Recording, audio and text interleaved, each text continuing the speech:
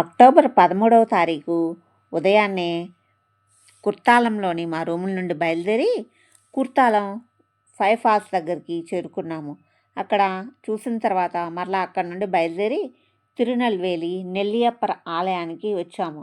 ఈ ఆలయము అత్యంత పురాతనమైనది మరియు 14.5 ఎకరాల విస్తీర్ణంలో ఉంది. ఈ ఆలయంలో 1647లో వడమలయప్ప పిల్లయ్య నిర్మించిన సంగిలి మండపం కాంతిమతి అమ్మన్ మరియు నెల్లియప్పర్ ఆలయాలను కలుపుతుంది. అంతకుముందు ఈ రెండు ఆలయాలు విడివిడిగా ఉండేవి.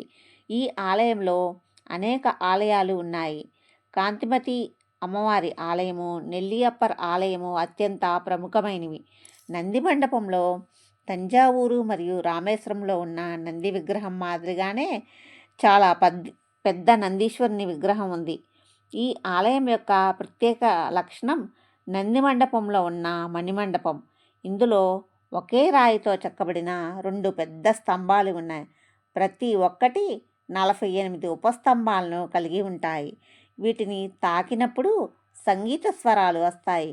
ఇక్కడ స్తంభాలు శృతి, గణ, లయ రకాల కలయిక అని తమిళ కవిలు చెప్తూ ఉంటారు.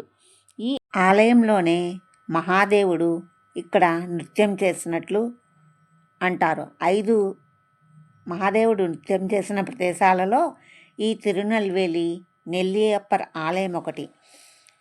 మొదటిది తిరువలంగడు, రెండవది చిదంబరం, మూడవది మధురై దేవాలయము, నాలుగవది తిరునల్వేలి ఆలయము, 5వది తిరుకుట్రాలం. ఈ 5 చోట్ల మహాదేవుడు నృత్యం చేశాడని పురాణ కథనం. అలాగే అత్యంత సుందరమైనది ఈ ఆలయం.